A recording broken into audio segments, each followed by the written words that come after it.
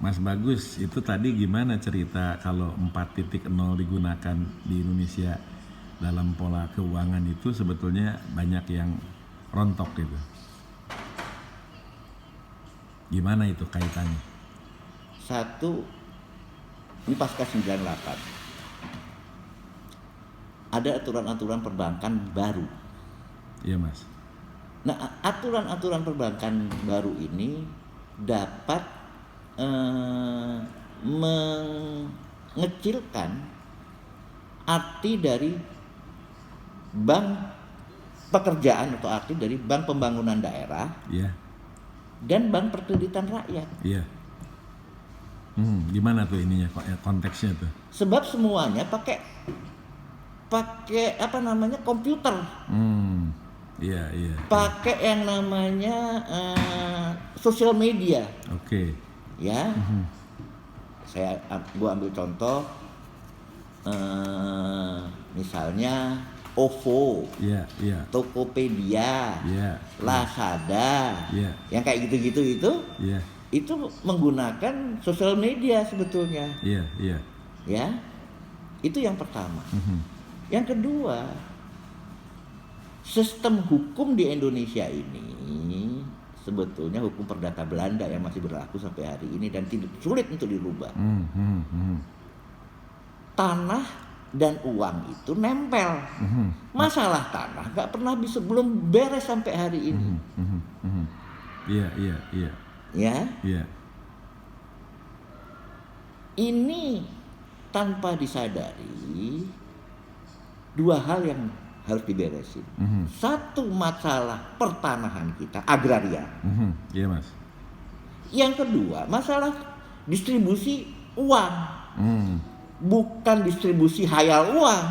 Itu beda. Yang disebut uang, orang kampung itu ngertinya ya uang banknote, bukan kabar. Iya. 2.000 rupiah, 1.000 rupiah, ya, dari mulai yang logam sampai yang kertas. Kita sampai hari ini belum ngerti berapa ongkos produksi uang logam sama uang kertas yang diproduksi sama peruri. Bagaimana cara mendistribusikannya? Kita nggak tahu, nggak paham.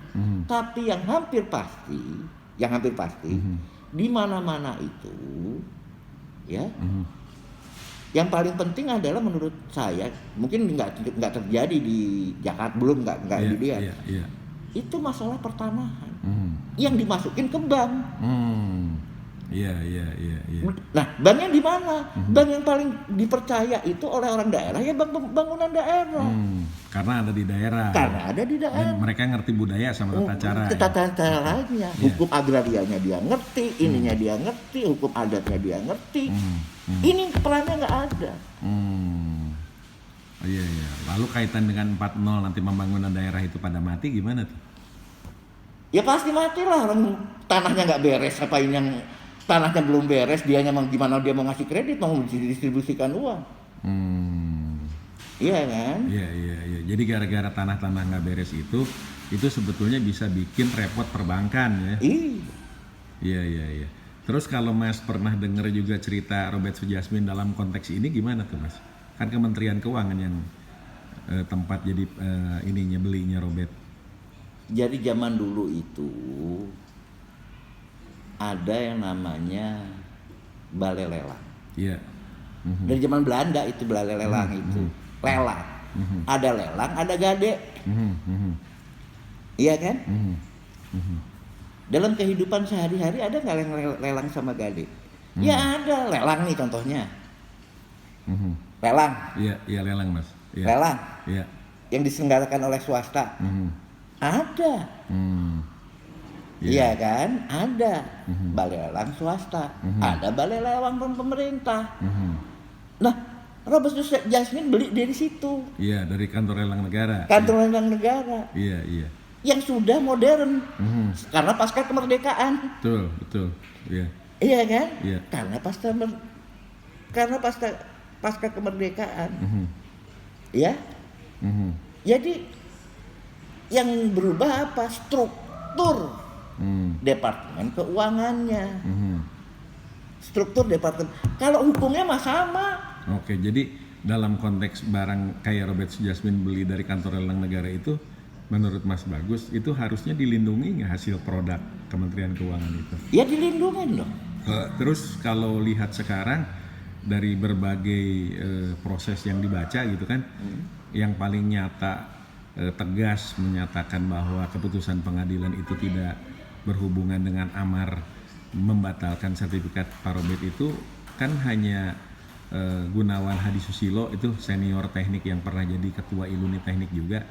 Kalau menurut Mas Bagus itu gimana itu bisa cuman teknik doang yang berani tegas begitu, yang lain-lain kayaknya termasuk BPN-nya belok-belok. Gimana tuh Mas kira-kira? Ya kalau ini udah jadi subjektif ya. Subjektif. Kalau nanya itu Yunhab juga anak teknik tuh. Ya, tapi yang jelas orang teknik tuh nggak pernah muter-muter, lempeng aja. Dia lempeng aja, nggak bisa diputer-puterin dia. Karena anak teknik tuh nggak belajar apa ya, gitu. Memang bukan kerjaannya ya. Produk hukum tuh kan anak-anak teknik kan enggak. Iya kan, hukum kan nggak ngerti. Tetapi anak teknik itu selalu dipakai di mana-mana. Contohnya di Departemen Agraria apa Departemen ATR nih, Departemen B. Namanya kadaster itu pasti biasanya anak teknik. Kadaster tukang ukur tanah. Iya kan. Tapi yang dia kan bergerak setelah ada perintah dari orang yang mendaftarkan tanah. Iya betul. Betul kan, kira-kira kan tata urutnya gitu. Iya. Ada nggak partnernya orang teknik? Ada. Namanya appraisal company. Tapi kan itu swasta. Ya, jadi balik lagi, ini bisa mengancam kehidupan bangsa.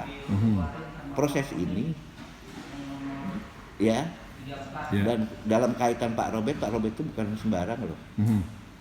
Dokternya aja dokter gigi, ya. Dari UI lagi. Enggak, dokter gigi itu ongkosnya mahal. Ongkos sekolahnya mahal. Kalau dia praktek tuh mahal. Kalau dokter umum itu pakai stetoskop, templok-templok gitu kira-kira kan. Kalau ini enggak. Dokter gigi itu mesti disediain kalau di puskesmas oleh pemerintah alat giginya kan gitu kira-kira. Itu mahal. Sekarang habis tuh Mas, Dokter Robert kelihatan. Karena usahanya mati, waktunya habis, uangnya juga habis. Ya. Itu gimana tuh Mas? Yang mudah-mudahan ya ini Menteri Keuangan kita yang juga dari UI itu ya paham lah.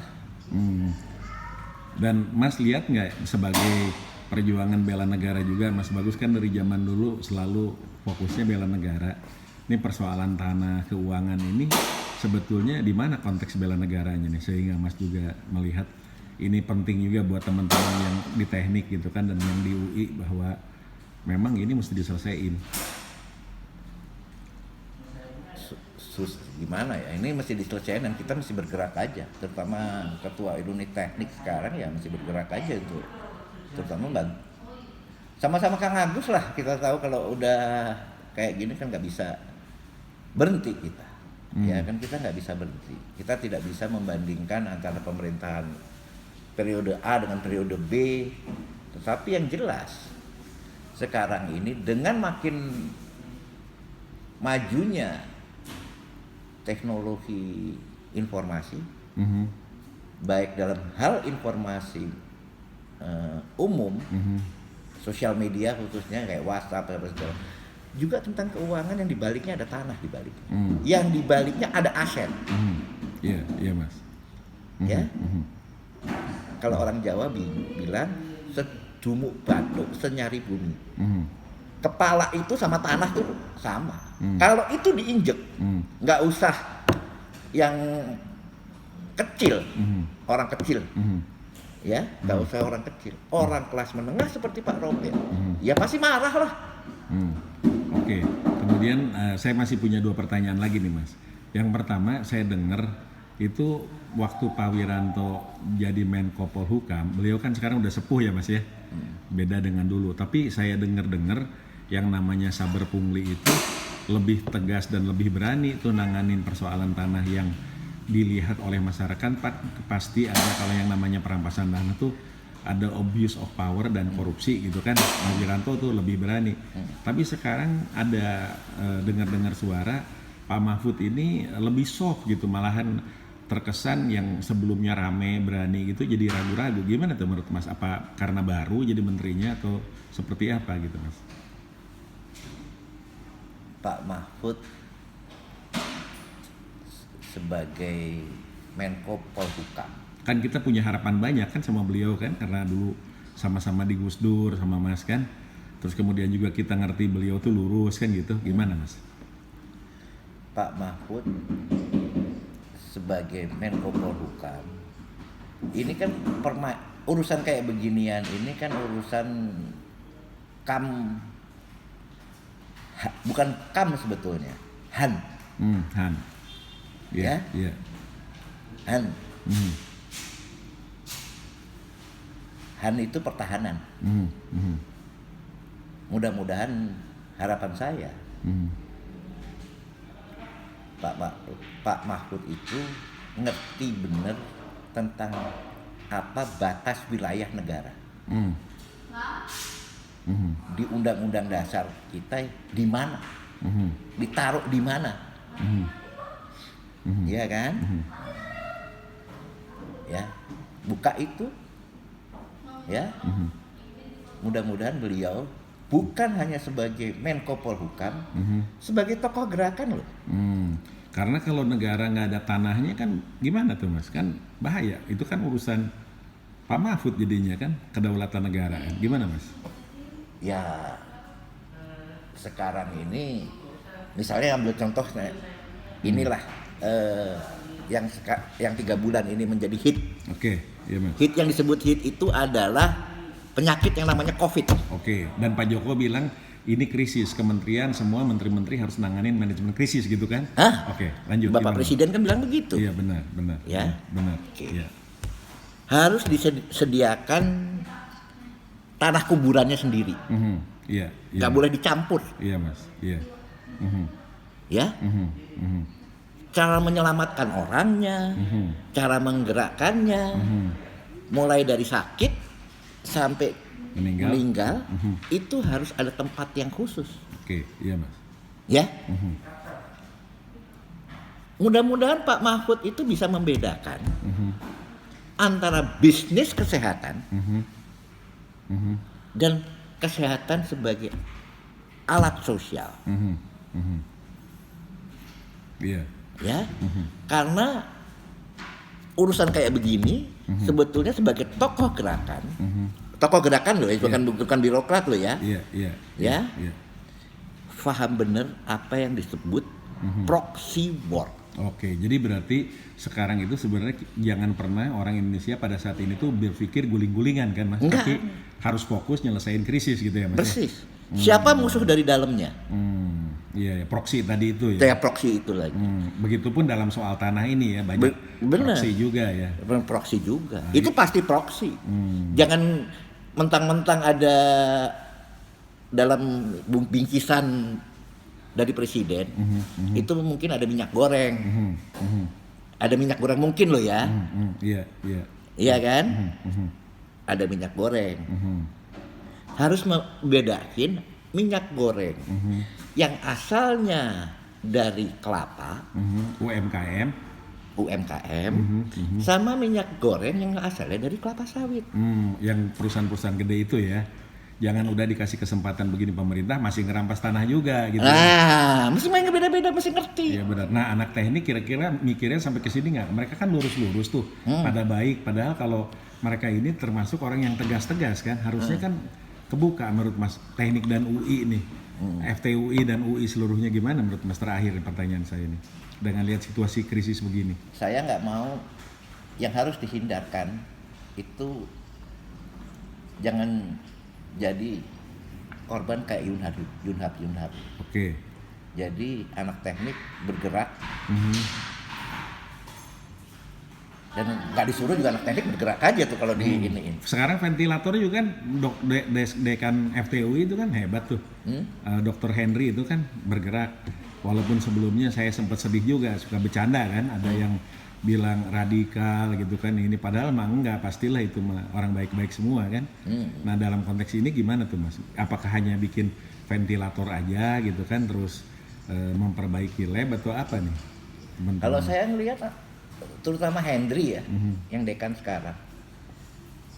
Yang nyelamatin Bukopin juga Hendry kok. Alhamdulillah, iya. Jadi kalau soal kayak begitu, ya mudah-mudahan Pak, kalau dalam Polhukam ya, mau belajar lah, sama ada di Departemen Pertahanan, itu ada Dirjen Pothan.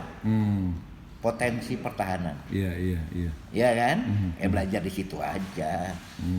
Iya kan? Iya. Nanti kalau nggak mau belajar itu kan nggak bisa ngebedain antara Universitas Indonesia yang Kristen, ditambah K maksudnya, sama Universitas Indonesia yang Islam, UII. Itu nggak ngerti bedanya nanti lama-lama. Oke. Jadi intinya sekarang bangsa harus terus belajar, fokus memperbaiki di krisis, persoalan tanah dan keuangan ini harus segera selesai gitu ya Mas ya. Oke, terima kasih Mas.